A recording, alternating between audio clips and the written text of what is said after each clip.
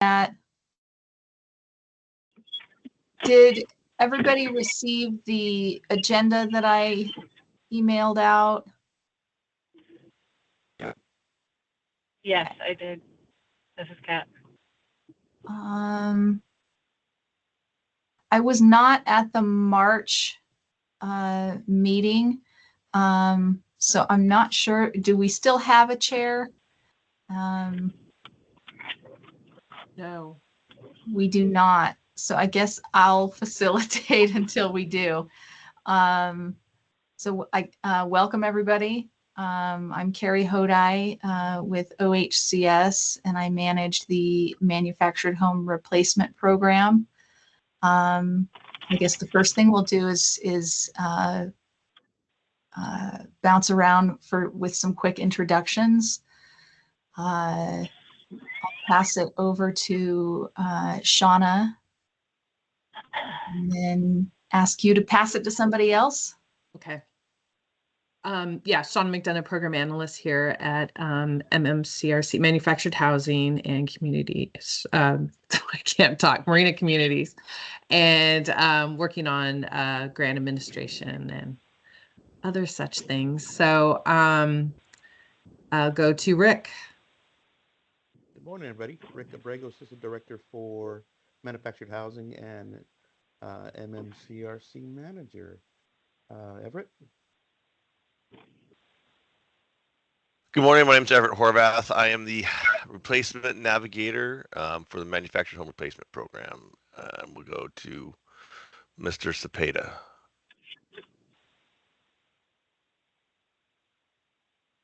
Good morning. I'm Eddie Cepeda. I'm the program navigator with Energy Trust of Oregon. Aubrey. Good morning. I am the program coordinator and program manager for the Manufactured Home Replacement Program with Energy Trust of Oregon. And I'll go ahead and pass it on to Nikki, our new Southern Oregon navigator. Hello, everybody. So first time for me on the call, and my name is Nikki Orlinetta, and I'm the Southern Oregon program navigator with Energy Trust of Oregon, and happy to be here meeting everybody.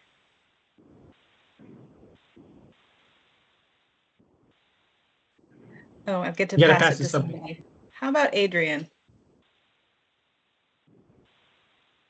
Hello, my name is Adrian. I'm a program analyst too with Oregon Housing. I will be working on the HUD price program once we get that up and running fully. I will pass it to Judy. Good morning. I'm Judy Farrell, program analyst for Manufactured Homes Marinas Community Resource Center. Passing it on to Cindy. Good morning, Cindy Buckner. I'm a program analyst with MMCRC as well. And I will pass to Rachel. Hi, I'm Rachel Mori-Bidu. I'm with the Network for Oregon Affordable Housing, NOAA. And I'm the Director of Policy and Asset Management. And I'll pass it on to Everett. And I'll pass it to Ben, Hot Potato. Oh, sorry. Hello, this is Ben Roach. I'm in here from Cavco of Millersburg, also known as Palm Harbor Homes, a builder of manufactured housing. I'm not sure who has not been recognized yet, so if someone could help me, who should we pass it to? Kat? I'm happy to go next. Oh, sorry. Hi, everyone. My name is Nathan.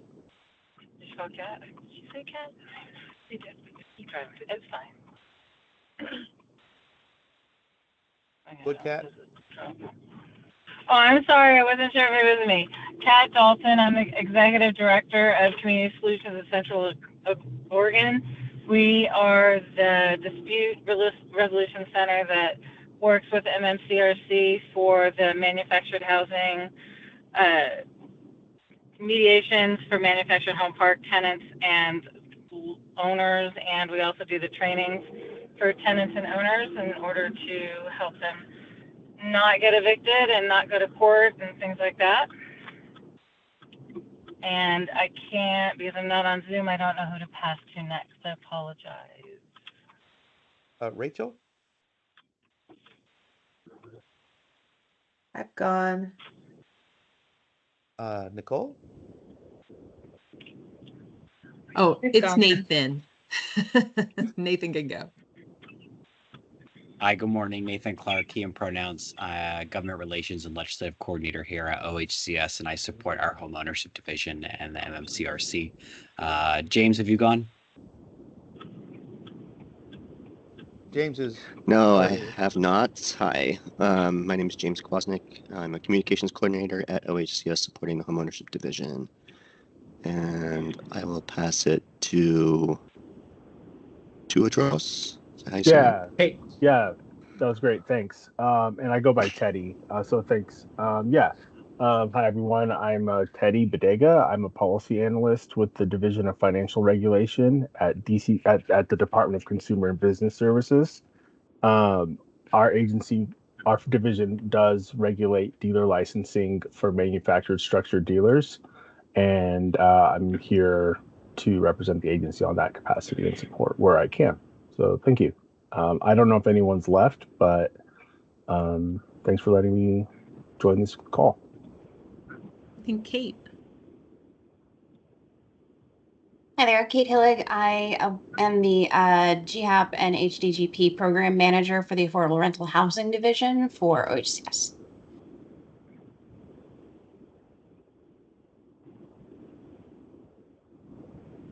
All right, have we missed anyone?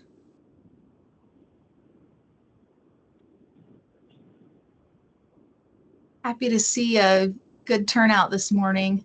Makes introductions a little hard to track. If we've missed anybody, I apologize for that. Next on our agenda is an update on the HUD Price grant. I think either Shauna or Rick, if either of you would like to give us an update on where we're at with that. I vote Shauna. Okay. So yeah, we have had one meeting. No, Kate also was on part of that with the person that's coordinating the HUD Price grant. We're still kind of in the process of getting the funds. There's a lot of steps to take that the coordinator has to do. I'm calling her the coordinator administrator. I don't know what to call Britt. We've also separately met with the CAAs because our plan tentatively, but it's really dependent on once we find out how the funds will be administered to us from HUD, working with the CAAs and doing the repairs. And then our MHRP program will continue to do the replacements dependent on, you know, whether the age of the home and the cost of the repair. So CAs are community action agencies. And we're focusing on preserve parks and cooperatives to do repairs because HUD has a requirement to keep the home affordable for 15 years. So that's about it for now. We're looking more towards, we've heard summer. Not sure if that means June or if that means early September of when we'll get the funds, but we're at that place right now.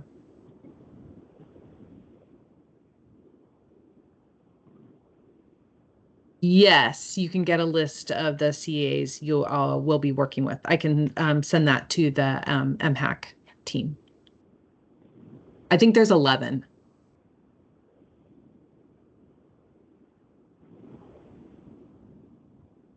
Anybody have any other questions?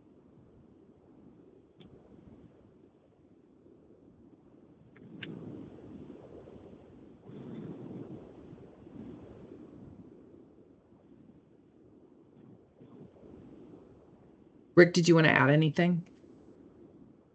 Go away. No, I think you covered it for the most part. We're still, again, our liaison between the agency and HUD. She's the one we worked through to get the information, and there's just some like what's the name? Blank on Shauna's name.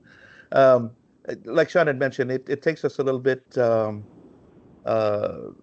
as far as providing the paperwork to get fund, federal money is just harder to get to, and it creates a lot of reporting, and so we're trying to figure out exactly what reporting needs to be done in order to facilitate that. And again, once we get that going, we've been told that, we definitely will be ready by summer. We just don't, like Shauna said, summer's at least 3 months.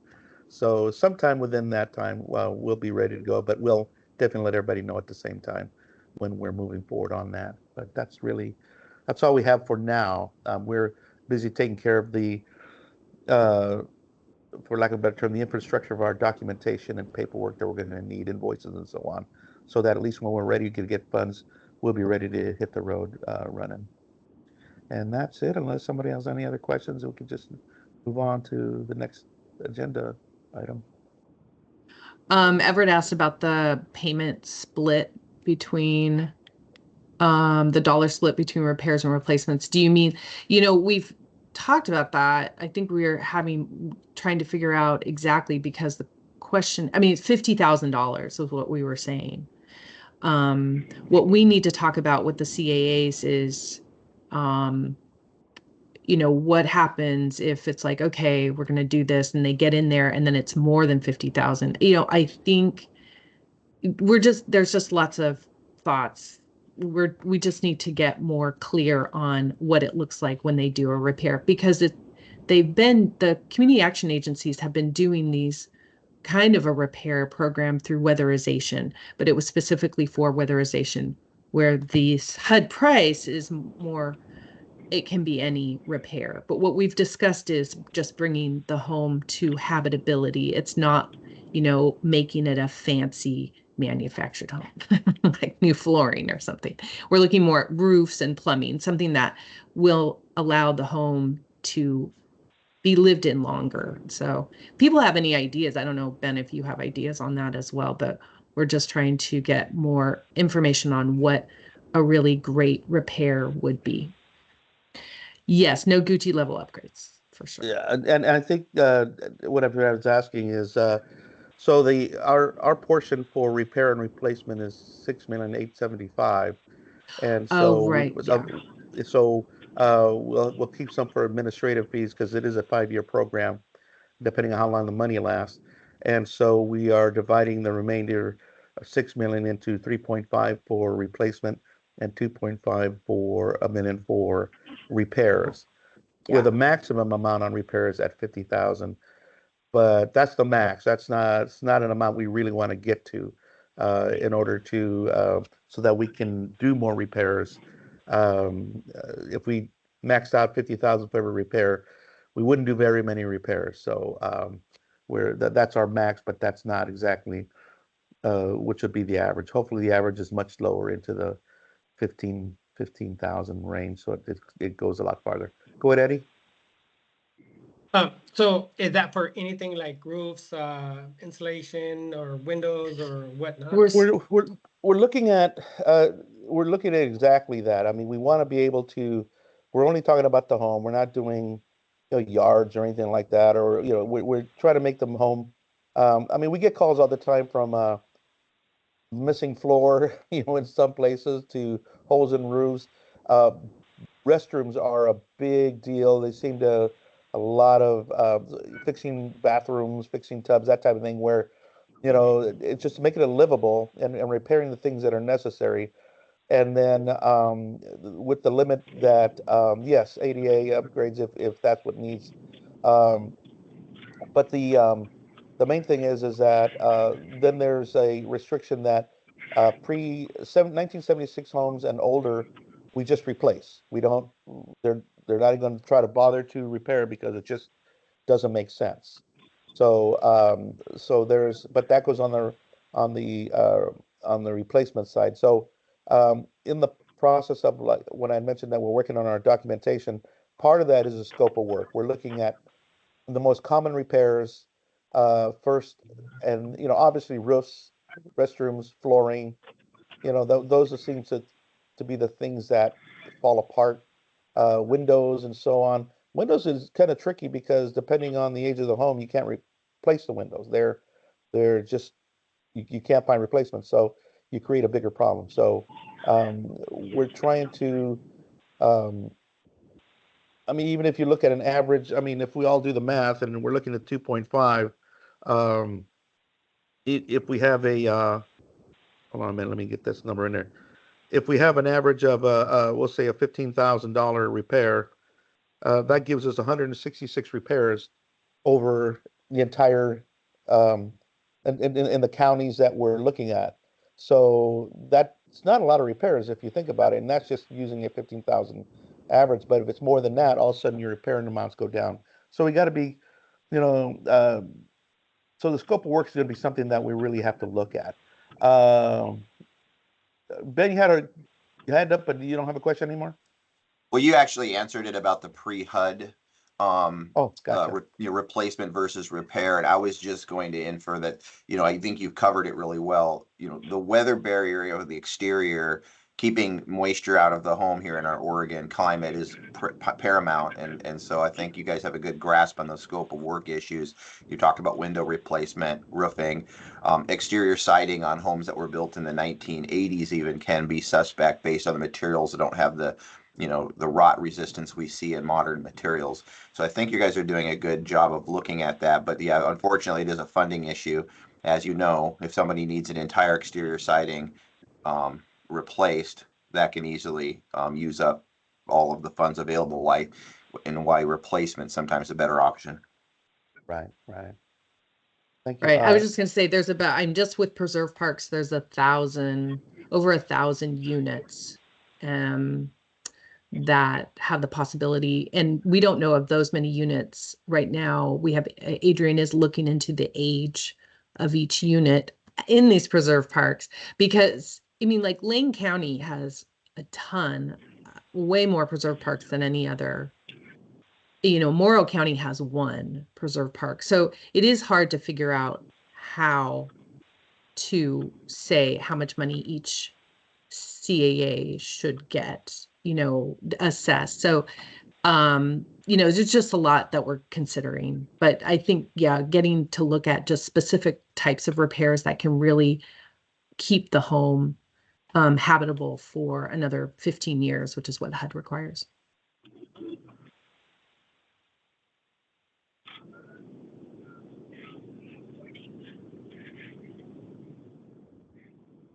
That's a grim number there, Adrian. Thank you.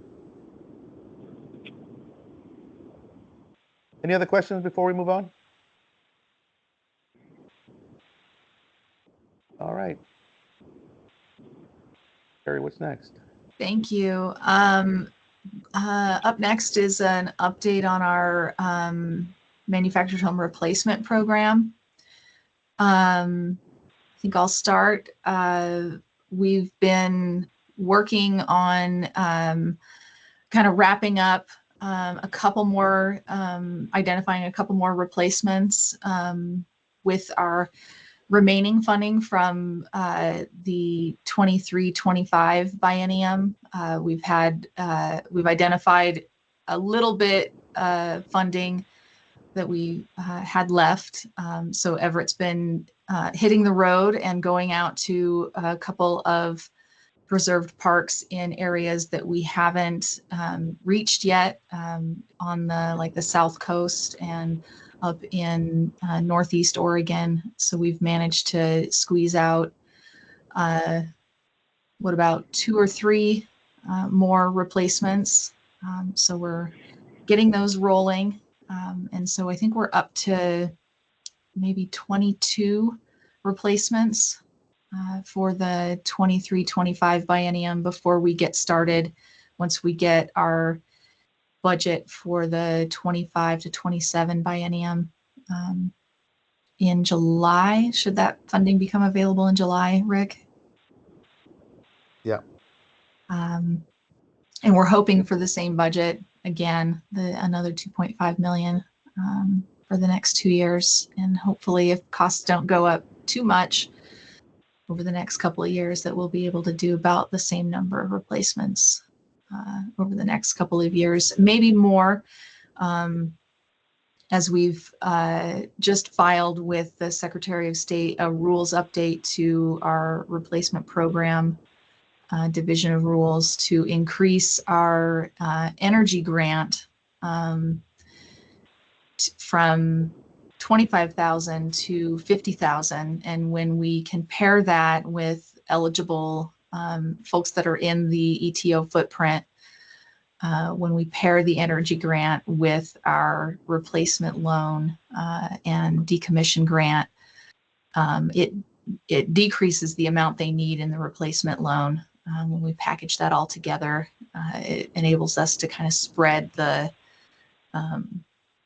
funding we get for home replacement farther, and we're able to do a few more projects with that energy grant funding. So those rules should go into effect by, I think, mid-June.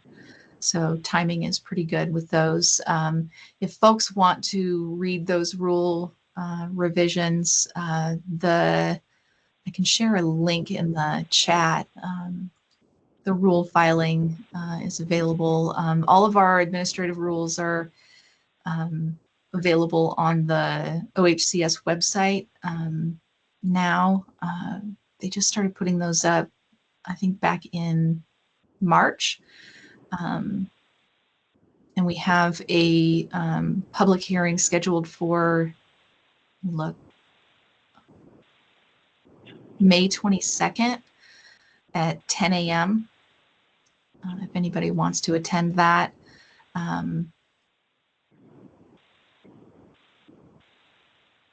But the public comment period doesn't end until June 15th for those rules to go into place.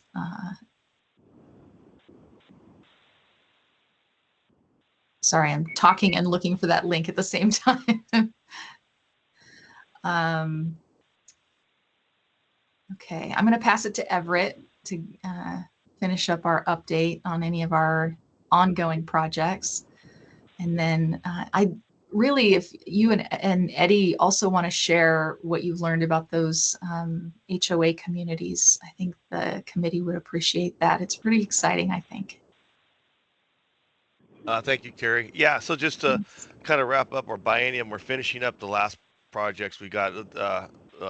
After we crunched all the numbers, we had enough room for a few more. So we're trying to be geographically conscious of where we choose these projects to spread the wealth evenly throughout the state. Kind of looking forward, projection 2.5 million. Again, I think we were able to do around 22, 23. I think with the addition of our energy grant funding, we should be able to make that go a little bit further. 3.5 for HUD price, and then the ability to do standalone energy grants. I'm kind of rough numbering about 60 replacements in the next biennium, I'm hoping. So we'll be very, very extremely busy. One of the things we've also been really working on, Eddie and I from Energy Trust, is increasing the amount of folks that we can actually do replacements for. As you guys know, currently we are unable to do replacements in privately owned parks.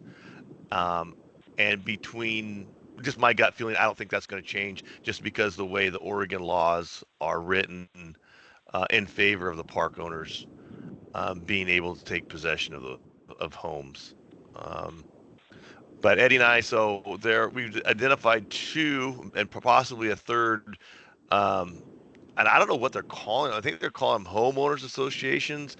So basically, I think what we would call a manufactured home cluster. So they're parks where everybody owns their space dirt too. So it's a home and dirt owned, so it's real property per space.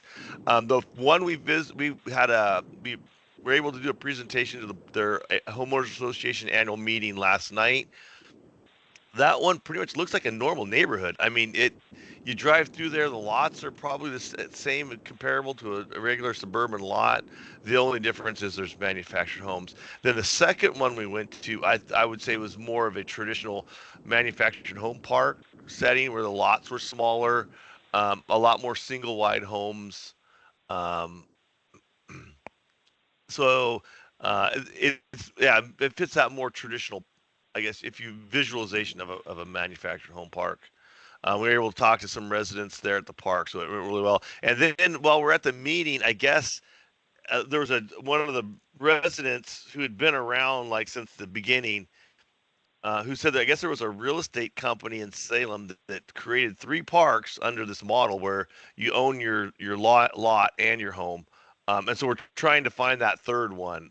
We got a lead on it, so we're going to try and find that. And we know there's one more in, I think it's at Scappoose. I think we found one in Scappoose too. So I don't know, Ben, maybe you can help us out if you know any of these communities throughout the state, because those are fee simple and we'll be able to do replacement. So that'll open up the pool of folks that we can do replacements for. You know, I don't know if I'd necessarily define it as a neighborhood, but there are 2 areas define it as a park or a quote unquote community, but there's 2 areas just here in Albany, Lynn County, where I know that there's an entire subdivision of manufactured homes. One is located behind the Home Depot in Albany on the south side, and the other is located adjacent to the Lynn County Fairgrounds. And if you look in those neighborhoods, you'll see about 80% of those homes are manufactured homes, and I believe those are all on privately held lots. There was in the 1990s, I believe, a push with, again, I've talked about this in other meetings, the MAP program, Manufactured Acquisition Program, where Bonneville subsidized energy efficiency housing throughout the 1990s, really exploded our industry. That increased the number of manufactured home plants during that time period to additional 2 new plants added to Oregon. So there was a lot of manufactured housing development. So that era from about 1992 to about 1998, there was an explosion in shipments. I'm sure that's a lot of the timeline when those homes were placed. These parks in Salem were from the 70s. Oh, wow. Okay. So, but yeah, so we're going to go on a quest. Obviously, that's great, Ben. If you hear of anything, if you could let us know, and then we can go check these places out, because it'd be nice to have a wider audience of folks that we can serve.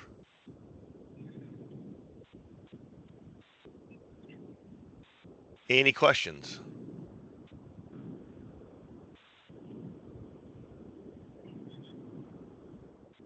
I guess I'll go. Have you checked into there's a really nice park in Sisters that I believe is all manufactured homes, but I don't think they own the land. But it's all, I mean, they're very nice. It's another one of those places that you drive through and it looks like a regular neighborhood. They have great big lawns, and I mean, you wouldn't know they were manufactured homes, but I don't know if they own the land under them or not. I'd have to look at it. It's one of the bigger ones in Sisters here in Central Oregon. Yeah, we can look that up. It may be seniors. It may be, you know, an age-regulated community. So I'm sorry, I could pull it up on my computer in a heartbeat, but not in my slow morning brain. But they've used us a lot because some of those homes run $180,000 to $200,000. I mean, they're nice manufactured homes, and it really is, you know, a beautiful community. They have had. They come to us a lot because there's fights between newcomers and old timers. So for mediation services.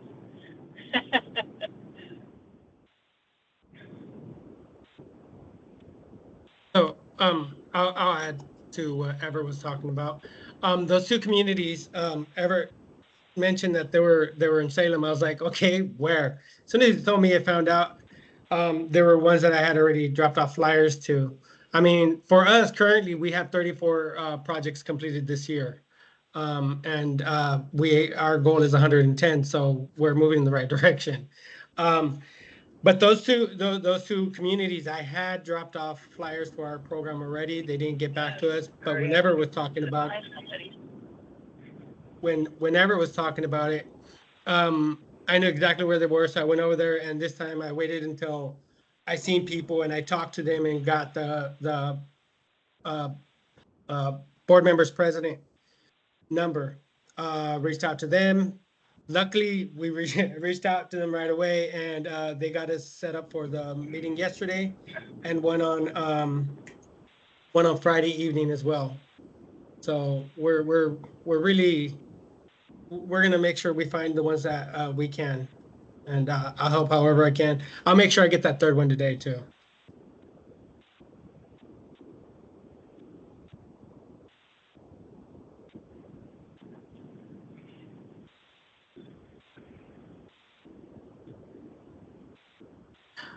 I had a question. I was wondering if CASA had information on these sort of parks, just because you work with a lot of them. So I don't know, Rachel, if you or someone or you're with NOAA. Sorry, nobody from CASA is here today, but I didn't know if they kept information on that. And Eddie, I know you're familiar with CASA. It was just a question I had. I didn't know. We can find out. I mean, me and Aubrey both worked at CASA, so we can find out for you. Okay, great.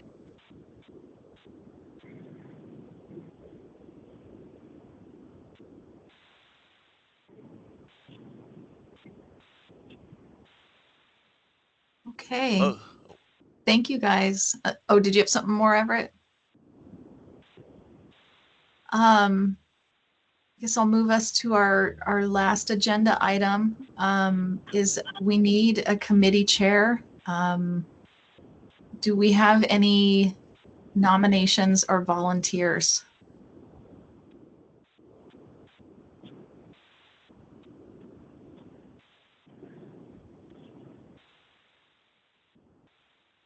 Please.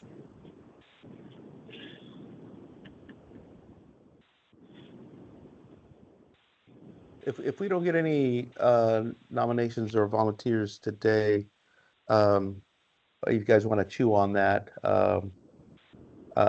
please at least let us know if you decide this is something you want to do, and then we'll just alert the members here as to either someone volunteered or we had some people that were nominated, and just send out information on that, unless someone in this group here would like to volunteer to be chair.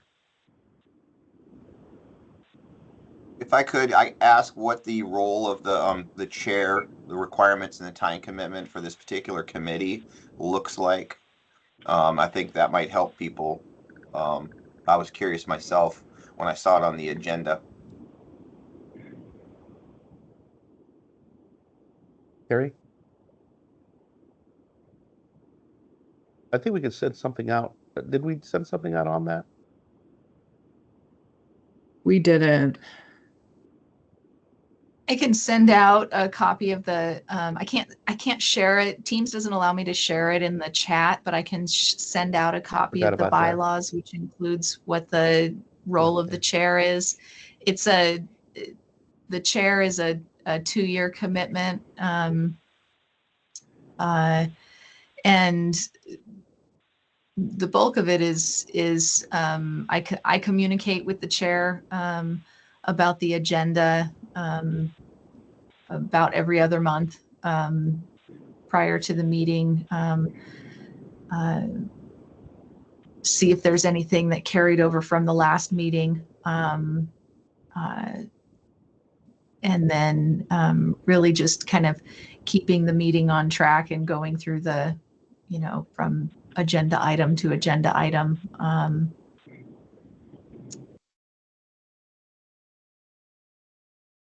And then I think it's once a year that we have our report to the Housing Stability Council. OHCS typically writes it, and then the chair reviews it, and then OHCS submits it to the Housing Stability Council. The chair can choose to attend and speak to the Housing Stability Council or not. Is that about the bulk of it, Rick?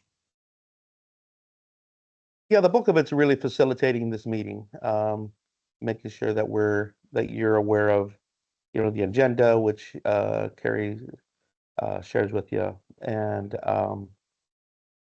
yeah, and then just being the voice of the committee and driving whatever narrative the committee wants to look at or talk about, things that we want to do for the next biennium. Not we, but we as the committee, and just kind of moving the committee forward on that.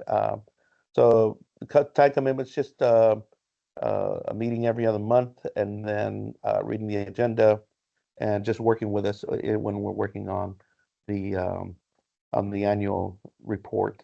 Other than that, it's what you see, what you just saw here, and what Carrie was doing as far as facilitating. That's the most work involved for anyone who was interested. But Carrie will get that out to everybody, and then just respond to Carrie if you wanted to either volunteer or you're nominating someone.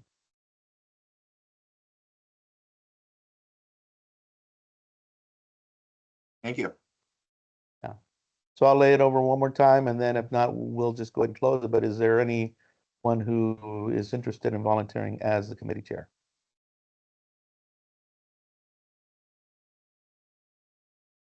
I'll go ahead and say that I am interested after I have a chance to review the bylaws, and maybe I'll speak with Everett and others that I've worked with on the replacement programs and stuff too, to find out more about the expectations. Okay.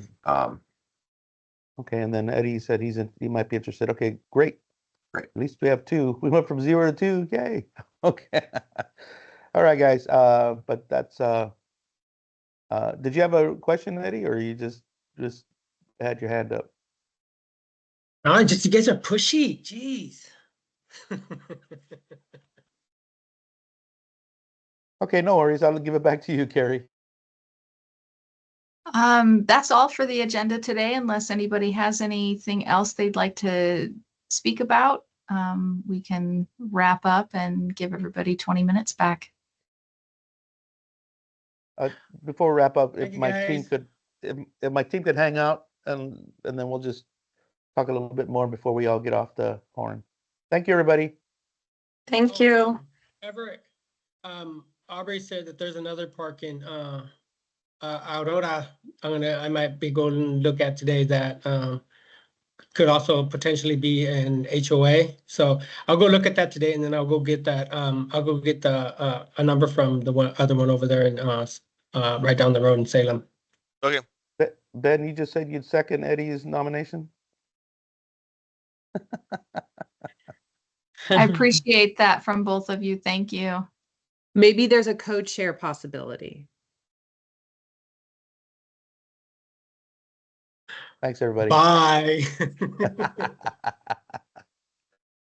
Thank you, everyone. Thank you. You want to stop the recording? Yeah.